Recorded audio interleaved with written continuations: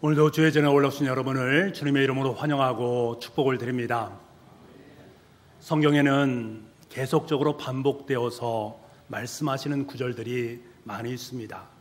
그만큼 중요하기 때문에 주님께서 우리에게 강조하기 위해서 반복을 계속하십니다. 그 중에서 나그네를 압제하지 말라, 약한 사람들을 억압하며 살아서는 안 된다라는 말씀들이 있습니다. 여러분, 동물들은 본능적으로 서열을 정한다라고 합니다. 자신들이 생각하기에 약자다라고 느끼면 강자에게 복종합니다. 아래 서열에는 아주 무섭게 군림을 한다라고 합니다. 다시 말하면 강한 사람에게는 약하고 약한 사람에게는 강한 것이 동물의 속성입니다. 바로 동물의 본능이다라는 것들입니다. 그런데 동물들에게만 이런 본성이 있는가? 그렇지 않은 것 같습니다. 하나님께서는 우리 인간을 창조하실 때에 하나님의 형상을 따라서 우리를 만드셨습니다.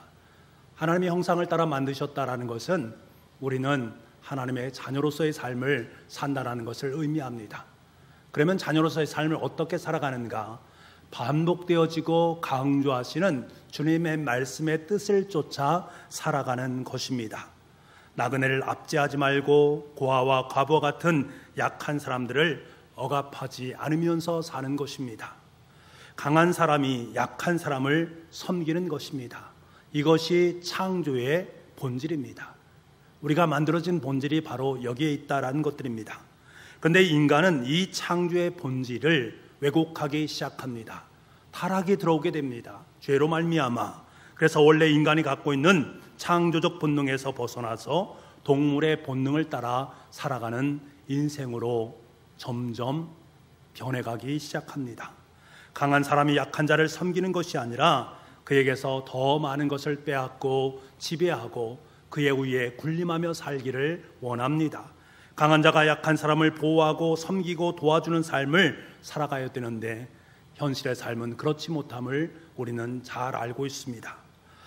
그리스도로 살아가는 우리에게 있어서 가장 아름다운 삶의 모델이 있다면 우린 늘 고백합니다. 예수 그리스도, 그분처럼 살아가기를 원하고 있습니다. 예수님은 가난한 사람, 연약한 사람, 병든 사람, 고아와 과부들, 다시 말하면 사회적 취약계층들에 속한 사람들에게 끊임없이 그들과 가까이 하셨고 그를 돕고 그를 섬기셨습니다. 예수님께 우리에게 이렇게 말씀하지 않습니까? 내가 진실로 너에게 이르노니 너희가 여기 내 형제 중에 지극히 작은 자 하나에게 한 것이 곧 내게 한 것이다. 주님께서는 우리에게 지극히 연약한 자들에게 내가 행한 지극히 작은 것 하나, 그 하나에 주목하시고 그것을 바로 나에게 한 것이다. 내가 나에게 물을 떠주면, 연약한 자에게 물을 떠주면 그것이 바로 주님께 물을 떠주신 것으로 인정하고 계시다라는 사실입니다. 여러분, 이 말씀은 무슨 뜻입니까? 너희들이 살아가면서 어떤 상황 속에 놓여 있든지 선택의 상황이 놓일 터인데 그때마다 동물의 본능을 따라서 선택하지 말고 창조의 본질에 합당한 것을 선택하는 삶을 살아가라. 나그네를 압제하지 말고 연약한 사람을 섬기는 삶을 살아가야 된다. 이것이 곧 나에게 한 것이다. 나는 이것을 가치 있게 여길 것이고 그 선택을 귀하게 여길 것이다 라는 말씀입니다. 그래서 주님께서는 말씀을 통해서 이 사실을 우리에게 깨닫게 하시기 위해서 계속적으로 반복하고 또다시 반복하고 있다라는 사실입니다. 반복되는 이 말씀이 우리의 선택이 될 때에 우리는 점점 더 예수 그리스도를 닮아가게 되고 하나님의 성품에 합당한 창조의 본질에 합당한 인생으로 나아갈 수 있게 되는 것입니다. 저와 여러분이 바로 아름다운 창조의 본질에 충실한 주의 자녀로 살아갈 수 있는 우리가 될 수 있기를 간절히 소망합니다. 여러분, 믿음은 보이지 않습니다. 눈에 보이지 않는 하나님을 믿고 신앙하는 것이 믿음 아니겠습니까? 아직 성취되지 않은 하나님의 약속이 우리의 삶 속에 성취될 것을 확연하게 이 땅 속에 선취하면서 믿는 삶이 바로 신앙입니다. 그렇기 때문에 믿음의 세계에서는 매 순간순간마다 신앙적 용기와 선택이 필요합니다.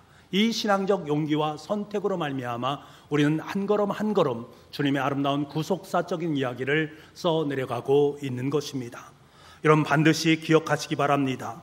오늘 여러분이 선택한 그 길이 여러분의 미래를 결정한다라는 이 사실을 꼭 기억하시기 바랍니다. 바라긴 저와 여러분이 선택한 것들을 통해 하나님께서 기뻐하시고 하나님께서 원하시고 소망하는 하나님의 뜻이 아름답게 이루어질 수 있기를 간절히 소망합니다. 하나님의 아름다운 약속의 디딤돌, 하나님의 구속사의 약속의 디딤돌을 하나하나 놓아갈 수 있는 우리의 삶이 될 수 있기를 원합니다. 조지 무어라는 분이 이런 말을 했습니다. 인생은 선택의 결과입니다. 우리 인생 속에서 가장 어려운 것은 선택입니다. 이런 말을 했습니다. 그렇습니다. 오늘의 나라는 것은 과거에 내가 선택한 무수히 많은 것들의 결정물입니다. 그 결정되어진 것이 오늘 나의 삶의 모습으로 형성이 되어진 것입니다. 인생에서 순간순간 주어진 수많은 선택들을 결정해서 산출된 결과물이 바로 오늘의 나, 바로 여기입니다. 오늘의 나의 모습은 지난 과거에 선택된 것들입니다. 그리고 지금 내가 선택한 것들은 미래의 결과물로 여러분의 인생 속에 남겨지게 될 것입니다. 선택은 순간이 있을 수 있습니다만 그 결과라는 것은 영원한 것임을 우리는 알아야 됩니다. 내가 지금 선택한 이것으로 말미암아 나의 미래가 하나하나 완성되어져 가고 있음을 알아야 됩니다. 오늘 본문의 말씀을 보게 되면 아브라함은 애굽을 떠나서 다시 가나안 땅으로 돌아왔습니다. 예전에 가나안 땅에 있을 때보다 그의 재산은 더욱더 많아졌습니다. 오늘 우리가 읽어보진 않았지만 2절 말씀에 보면 아브라함에게는 가축과 은과 금이 풍성하였더라 라고 말씀하고 있습니다. 처음에 그가 가나안 땅에 돌아왔을 때에 초라했던 촐로의 모습이 아니란 말입니다. 그때의 모습과는 사뭇 다른, 가축은 물론 은과 금이 풍부한 제략고라고 서 있는 그의 모습을 봅니다. 그런 애굽 땅의 경험을 통해서 실패를 맛보았습니다. 그 실패 속에서 하나님께서 그에게 은혜 주심과 그를 사랑하심을 경험할 수 있었습니다. 그 실패의 과정 속에서 하나님의 사랑과 은혜를 체험한 그는 점점 성숙한 그리스도인으로 아름답게 변화하였습니다. 성숙한 신앙을 갖게 된 것입니다. 이와 더불어서 아브라함을 따라왔던 조카 롯의 집안 또한 아브라함의 보살핌으로 말미암아 풍성한 은혜의 삶을 함께 누렸습니다. 그런데요, 이 두 집안 사이에 문제가 발생하기 시작합니다. 베델과 아이 사이의 목초지에 한정된 것들로 말미암아 목초지가 부족했습니다. 가축들은 불어나는데 먹을 것들이 없습니다. 그래서 목초와 물배급 문제가 발생함으로 말미암아 두 집안 사이에 끊임없는 계속적인 싸움이 진행이 되어집니다. 아브라함은 이러한 모습을 바라보면서 조카 롯에게 이곳에 더 있다가는 양쪽 간에 정말로 불미스러운 일이 발생할지도 모르겠다. 우리 함께 헤어지도록 하자라고 말하면서 하나의 제안을 합니다. 그 제안이 9절 말씀인데요. 우리 9절 말씀을 같이 한번 읽어보겠습니다. 시작. 온 땅에 있지 아니하냐. 나를 떠나가라. 내가 좌하면 나는 우하고 내가 우하면 나는 좌하리라. 아브라함은 선택의 우선권을 롯에게 주고 있습니다.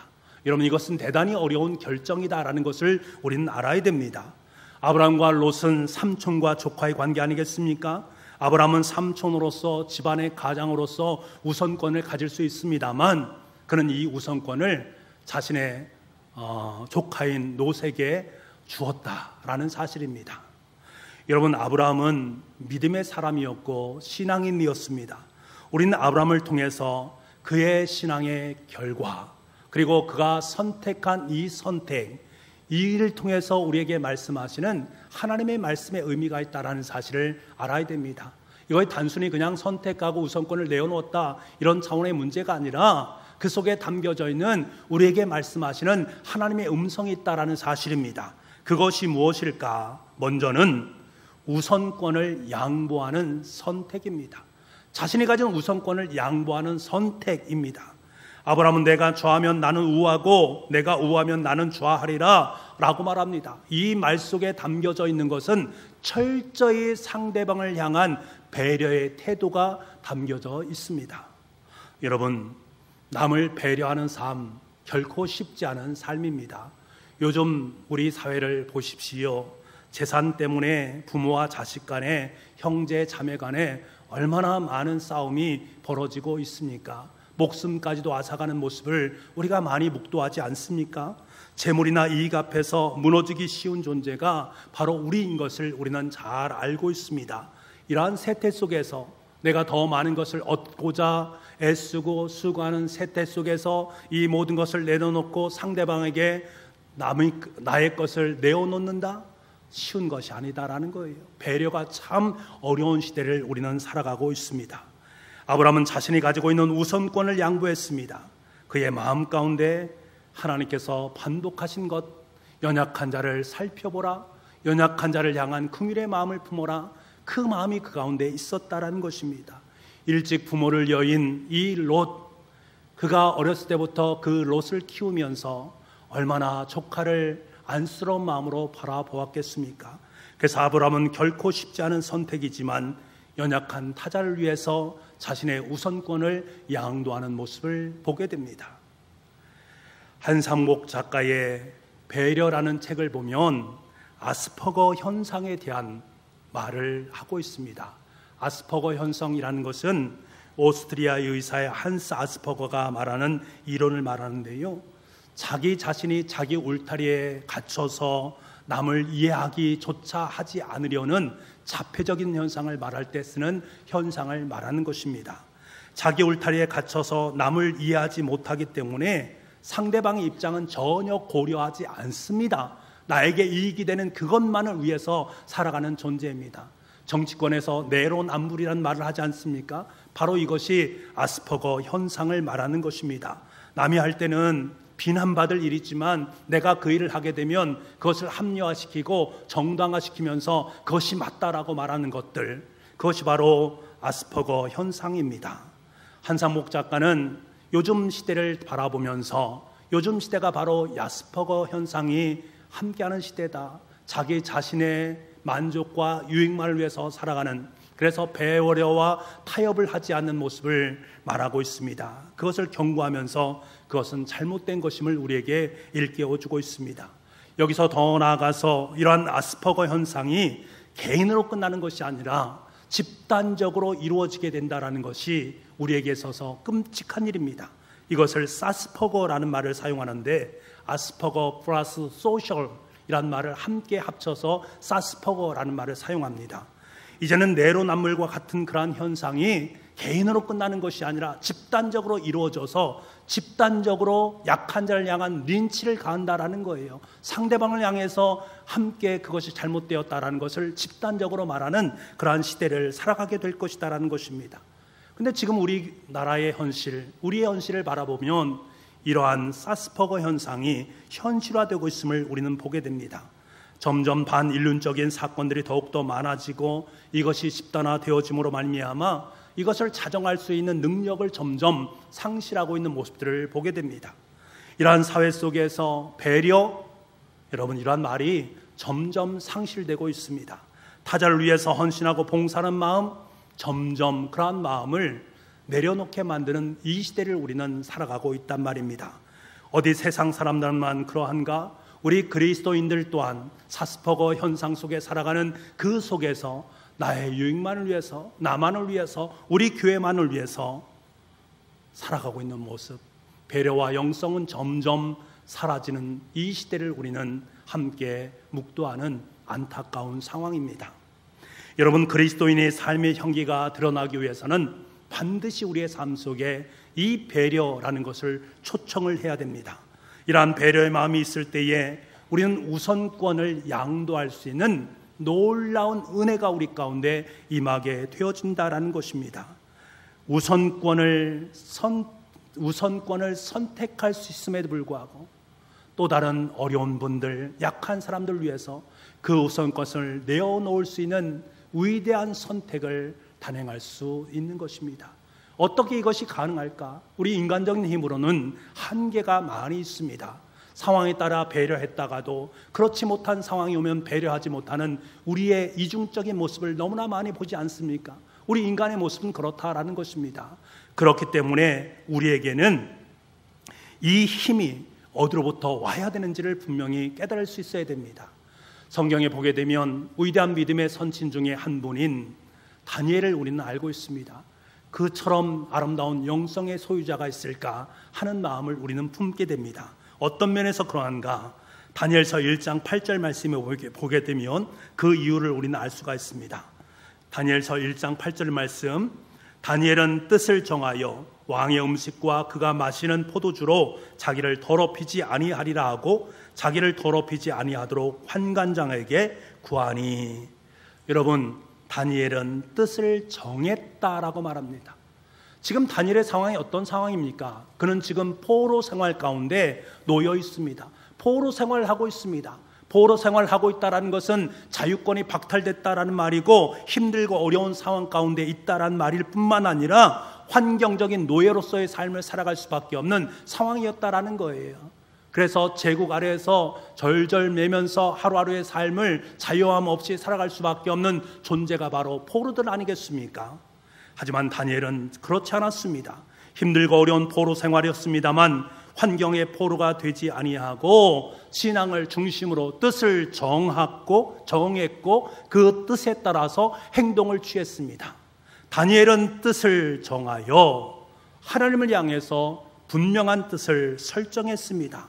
이 마음이 다니엘을 위대하게 만들어갔던 것입니다. 여러분, 믿는다라는 말은 하나님을 향해서 위대한 뜻을 정하는 것을 말합니다. 하나님을 향해서 뜻을 정하는 것입니다. 환경의 지배를 받는 삶이 아니라 하나님의 말씀을 마음에 두고 죽음을 각오하고 매일 감사하면서 예루살렘을 향해서 3번씩 기도하는 것을 마음속으로 정하는 것입니다. 하나님을 향해서 정하는 것입니다. 목숨을 내어놓는 상황이 임한다 할지라도 내가 이 일을 단행하겠습니다라고 고백하는 결단과 선택이 그 속에 담겨져 있는 것입니다. 숨어서 기도할 수 있습니다. 기도하면 불이익이기 때문에 기도할 수 없습니다. 그래서 타협을 하지 않습니까? 야, 그래, 지금은 기도할 수 없는 상황이니 임금님이 기도하지 말라 하니 그래, 기도를 한 잠깐 동안 쉬자라고 타협을 할 수도 있습니다만 다니엘은 전혀 타협을 할 마음이 없었습니다. 왜 그런가? 그의 마음이 뜻을 정했기 때문입니다. 하나님께 뜻이 정해진 그 마음은 요동함이 없었던 것입니다. 여러분, 환경이나 방법을 변명 삼으면 결국 변명의 노예가 될 수밖에 없습니다. 믿음의 선친들을 바라보십시오. 그들은 불이익을 당할 수밖에 없는 상황 속에서 얄팍한 변명거리를 내어놓지 않았습니다. 다니엘처럼 끝까지 뜻을 정했습니다. 하나님을 향해 뜻을 정했고 자신의 목숨을 하나님을 위해 기꺼이 내어놓았습니다. 여러분, 신앙생활을 하다 보면 환경이 좋아지면 내가 이 일을 감당하겠습니다. 지금은 제 환경이 너무나 힘들고 어렵기 때문에 그 일을 감당할 수 없습니다 라고 말씀하는 분들이 계십니다. 그래, 그 말이 옳다라고 고개를 함께 끄덕일 수 있습니다. 그런데 여러분, 분명히 기억하시기 바랍니다. 그 언어 속에는 사단의 속삭임이 함께 섞여 있다라는 사실을 기억할 수 있어야 됩니다. 지금 상황에서 최선을 다하지 못한다면 결코 미래의 상황이 나아진다 할지라도 그런 최선을 다하는 인생을 살아갈 수 없습니다. 환경이 좋지 않음에도 불구하고, 일할 수 없는 상황임에도 불구하고, 봉사할 수 없는 상황임에도 불구하고, 예배할 수 없는 상황임에도 불구하고 그 상황을 뛰어넘을 수 있는 마음에 정해진 그 뜻이 우리를 살리고 우리를 참된 신앙인으로 만들어 간다라는 사실을 알아야 됩니다. 신앙생활은 현재, 지금을 묻습니다. 지금 너의 신앙이 어떠하냐? 현재 너의 신앙이 어떠하냐? 앞으로 나아질 신앙의 모습이 아니라 지금 살아가고 있는 현재를 묻는 것입니다.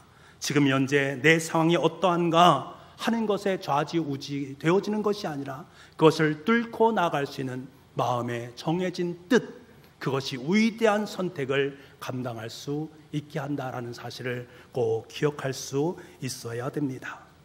사랑하는 성도 여러분, 그리스도인은 하나님의 뜻을 따르는 사람입니다. 하나님께 마음을 정했기 때문에 하나님의 뜻을 따라 살아가는 사람이 그리스도인입니다. 하나님께 뜻을 정하고 믿음의 길을 걸어가는 성도는 먼 미래의 천국에 잇대어 살아가는 참된 지혜로운 주님의 자녀입니다. 이런 성도에게는 룻이 바라보고 있는 누구라도 탐낼 만한 물과 목초가 풍부한 요단 지역이 중요한 것이 아닙니다. 그에게 중요한 것은 다니엘처럼 하나님의 뜻입니다. 여러분, 하나님의 뜻이라면 탐욕의 땅 요단 지역이 중요한 것이 아닙니다. 하나님의 뜻이라면 허벌판에도 좋습니다. 하나님의 뜻이라면 내가 지금 살아가고 있는 포로의 상황 속에 놓여있다 할지라도, 허벌판 땅에 내가 삶을 살아가는 현장이라 할지라도 절대로 요동하지 않습니다. 아니, 하나님께서 말씀하시는 동서남북을 바라보는 역사를 경험하게 되어집니다.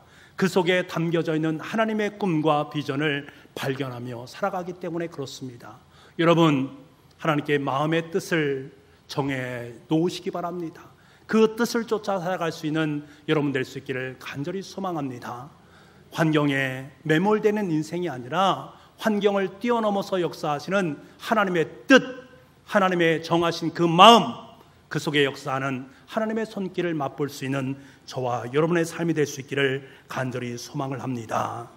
이러기 위해서는 때로는 그리스도인으로 살아가면서 손해도 볼 줄 알아야 됩니다.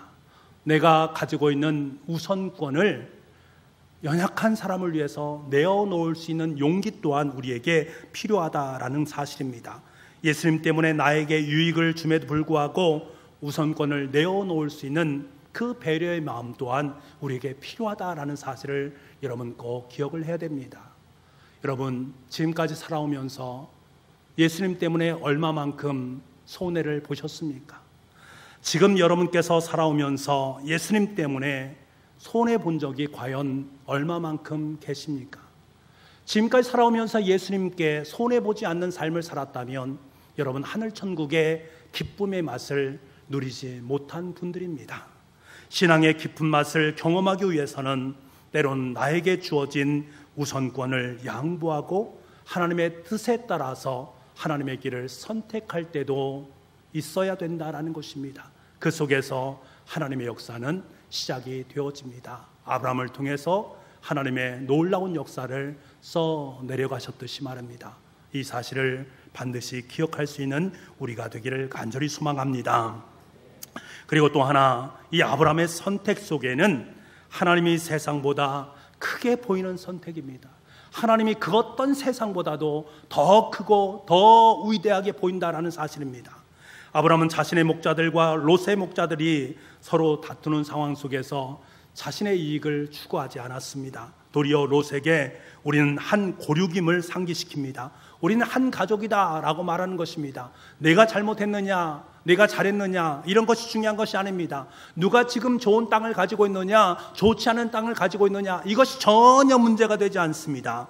큰 것을 가지게 되면 작은 것을 양보할 수 있는 마음이 우리에게 있다라는 것입니다.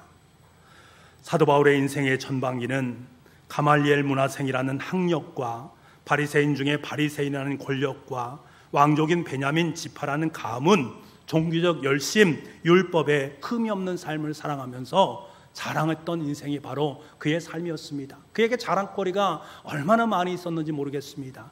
그런데 예수 그리스도를 만나고로 말미암아 부활하신 예수 그리스도를 만나고 나니까 지금까지 자신이 추구했던 것들이 얼마나 보잘것없는 거라는 것을 깨닫게 됩니다. 자기가 만난 부활하신 예수님이 얼마나 크고 위대하신 분인가라는 사실을 깨닫게 되었다라는 거예요. 그러고 나니까 그것을 취하게 되고 다른 것을 내어버리게 됩니다. 그는 고백하지 않습니까? 이 모든 것을 배설물로 여겼다라고 말합니다. 좋은 것을 취하니까 좋지 않은 것을 내어놓을 수 있는 그러한 마음이 그 가운데 있었던 것입니다. 바울이 그동안 자신이 소유했던 모든 것들을 과감하게 버릴 수 있었던 이유는 예수 그리스도를 아는 지식이 가장 고상했다라고 말합니다.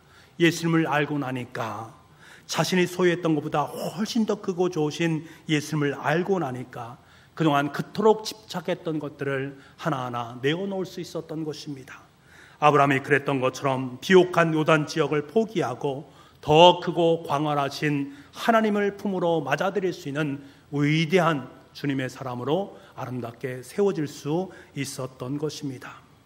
그런데 여러분, 더더욱 중요한 것이 무엇인가 하면 최종적으로 이 롯의 선택이라는 것은 일시적인 선택이었습니다. 세상의 선택이었습니다. 하지만 아브라함의 선택은 영원한 선택이었다라는 거예요. 영원히 변하지 않는 선택, 그 위대한 선택이라는 사실을 우리는 알아야 됩니다.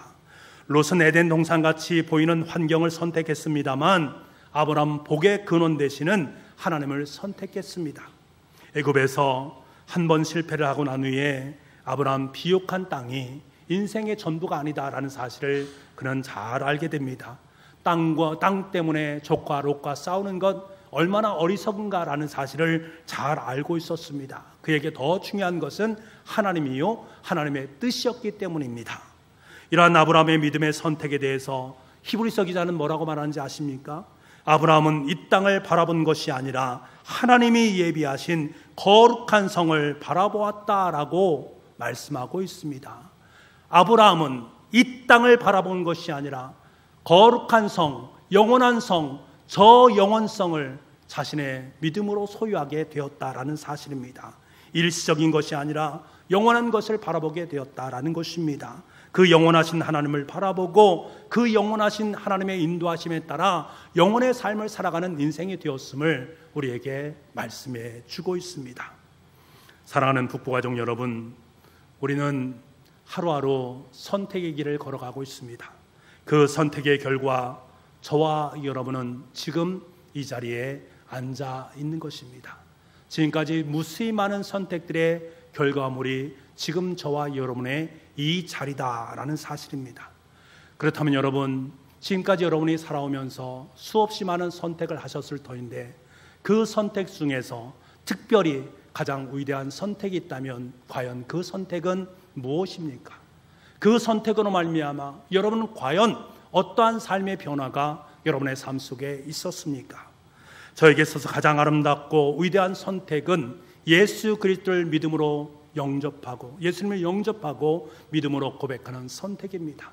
그 선택을 지금까지 이어가고 있고 그 믿음을 따라서 지금도 여전히 주님의 자녀로서의 거룩한 사명을 감당하고 있습니다. 저는 이 선택에 대해서 단 한 번도 후회해 본 적이 없습니다. 예수님을 믿기로 결정한 것, 그리고 그분을 따라 살아가면 순종의 삶을 살아가는 것, 그에 대해서 한 번도 의심해 본 적도 없습니다.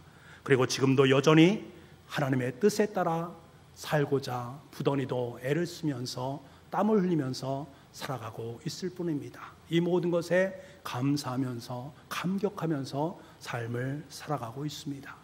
여러분 과연 어떠십니까?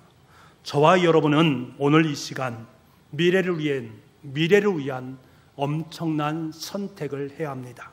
오늘 선택한 그것으로 말미암아 여러분의 가정과 여러분에게 가장 위대한 미래의 결과물이 놓여지게 될 것입니다. 그것은 바로 여러분의 가정에 믿지 않는 남편을, 믿지 않는 아내를, 믿지 않는 자녀들을 주님의 품으로 인도하는 신앙적 용기와 선택입니다. 주님 우리에게 분명히 말씀하지 않습니까? 주 예수를 믿으라, 그러면 너와 내 집이 구원을 얻으리라 라고 분명하게 약속의 말씀을 들려주셨습니다. 우리가 이 약속의 말씀을 분명하게 믿고 신뢰하고 있다면, 그렇다면 신앙적 용기와 결단으로 가족의 구원을 위해서 힘차게 주님과 함께 일어나서 주님의 길을 걸어가야 됩니다. 확실한 것은 이것이 여러분에게 있어서 일생의 위대한 결단이요 선택이라면 반드시 미래에 그 선택의 결과물은 여러분의 가정 속에 보여지게 될 것입니다. 하나님께 분명히 여러분의 가정 가운데 구원받은 남편을, 구원받은 아내를, 구원받은 자녀들을 확연하게 보여주실 줄 믿습니다. 여러분 선택하십시오. 용기 어린 선택을 감행하십시오. 내 아내, 믿지 않는 내 아내, 믿지 않는 내 남편, 믿지 않는 내 자녀를 주님 손에 내어 맡깁니다. 위대한 선택과 위대한 눈물을 흘릴 때에 그 속에 하나님의 위대한 결실, 그 결과물은 하나님의 기쁨과 은총으로 여러분의 가정 속에 드리우게 될 줄 믿습니다. 러브이로3 가족 초청전 주일, 여러분께서 함께 기대하시고 기도하면서 하나님의 뜻을 정해서 주님의 길을 올곧게 주님과 함께 걸어갈 수 있는 저와 여러분 될 수 있기를 간절히 소망합니다. 기도하겠습니다. 주 예수를 믿으라. 그리하면 너와 내 집이 구원을 받으리라. 우리에게 약속의 말씀을 분명히 주셨는데 여전히 우리에게는 신앙적인 용기와 결단이 없을 때가 너무나 많이 있습니다.